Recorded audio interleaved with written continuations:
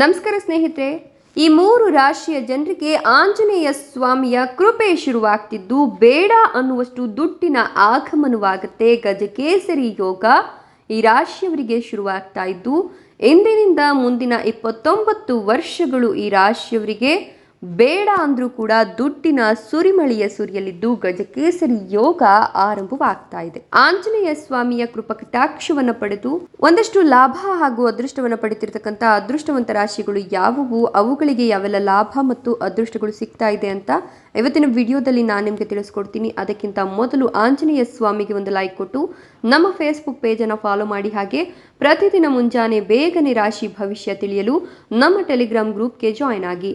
ಇನ್ನು ನಿಮ್ಮ ಜೀವನದ ಸಕಲ ಸಮಸ್ಯೆಗಳಾದಂತಹ ಸತಿಪತಿ ಕಲಹ, ಪ್ರೀತಿಯಲ್ಲಿ ಮೋಸ, ಭೂಮಿ ವಿಚಾರ, ಕೋರ್ಟ್ ಕೇಸ್, ವ್ಯಾಪಾರ, ಹಣಕಾಸಿನ ತೊಂದರೆ, ಸಾಲಬಾಧೆ, ಸ್ತ್ರೀಯರ ಗುಪ್ತ ಸಮಸ್ಯೆ, ಹೀಗೆ 10 ಹಲವಾರು ಸಮಸ್ಯೆಗಳಿಗೆ ಶಾಶ್ವತ ಪರಿಹಾರ ಮಾಡಿಕೊಡ್ತಾರೆ.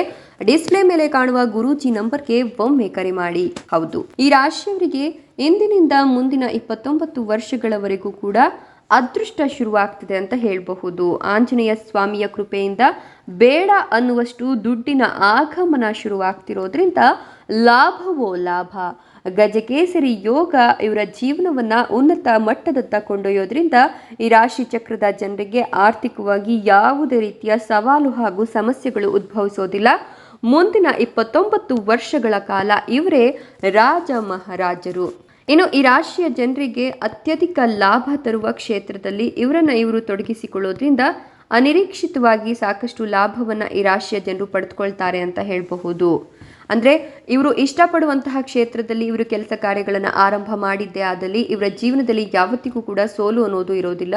ಹೀಗಾಗಿ ಯಾವುದೇ ಕೆಲಸವನ್ನು ಮಾಡಿದ್ರೂ ಕೂಡ ಮನಸ್ಸಿಟ್ಟು ಆ ಕೆಲಸವನ್ನು ಮಾಡಿದ್ದೇ ಆದಲ್ಲಿ ಇವರಿಗೆ ಅದೃಷ್ಟ ಅನ್ನೋದು ಬೆನ್ನ ಹಿಂದೆಯೇ ಇರುತ್ತೆ ಅಂತ ಹೇಳಬಹುದು.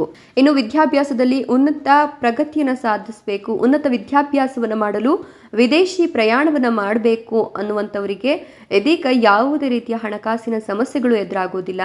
ಆಂಜನೇಯ ಸ್ವಾಮಿಯ ಕೃಪೆಯಿಂದ ಅದೆಲ್ಲವೂ ಕೂಡ ನಿವಾರಣೆಯಾಗಿ ಉನ್ನತ ವಿದ್ಯಾಭ್ಯಾಸವನ್ನು ನೀವು ವಿದೇಶದಲ್ಲೇ ಮಾಡುವ ಯೋಗ ನಿಮ್ಮನ್ನ ಹುಡುಕಿಕೊಂಡು ಬರ್ತಾ ಇದೆ. ಇನ್ನು ಮಕ್ಕಳಾಗದೇ ಇರತಕ್ಕಂಥ ದಂಪತಿಗಳು ಆಂಜನೇಯ ಸ್ವಾಮಿಗೆ ನೀವು ಕಾಣಿಕೆಯನ್ನು ಕಟ್ಟಿ ಪ್ರಾರ್ಥಿಸಿದ್ದೇ ಆದಲ್ಲಿ ನಿಮಗೆ ಪುತ್ರ ಸಂತಾನ ಪ್ರಾಪ್ತಿಯಾಗುತ್ತೆ ಅಂತ ಹೇಳಲಾಗ್ತಾ ಇದೆ. ಮನೆಯಲ್ಲಿ ಧಾರ್ಮಿಕ ಚಟುವಟಿಕೆಗಳು, ಧಾರ್ಮಿಕ ಕಾರ್ಯಗಳು ನಡೆಯೋದ್ರಿಂದ ಒಂದು ರೀತಿಯ ಸಮೃದ್ಧಿಯ ವಾತಾವರಣ ಮನೆಯಲ್ಲಿ ನಿರ್ಮಾಣವಾಗುತ್ತೆ. ನಿಮ್ಮ ಮನೆಗೆ ಅಂಟಿದ್ದ ಕೆಟ್ಟ ದೃಷ್ಟಿ ದೋಷಗಳು, ವಾಮಾಚಾರ ಶಂಕೆಗಳು ಎಲ್ಲವೂ ಕೂಡ ಆಂಜನೇಯನ ಅನುಗ್ರಹ ಆಶೀರ್ವಾದದಿಂದ ನಿಮ್ಮ ಮನೆಯನ್ನು ಬಿಟ್ಟು ತೊಲಗುತ್ತೆ.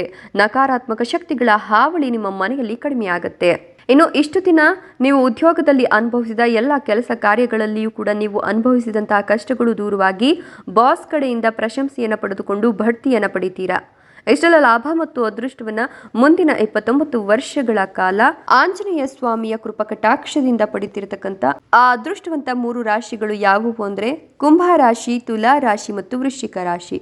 ಇವುಗಳಲ್ಲಿ ನಿಮ್ಮ ರಾಶಿ ಇದ್ದರೂ ಇಲ್ಲದಿದ್ದರೂ ಓಂ ಆಂಜನೇಯಾಯ ನಮಃ ಅಂತ ಕಮೆಂಟ್ ಮಾಡಿ. ಧನ್ಯವಾದಗಳು.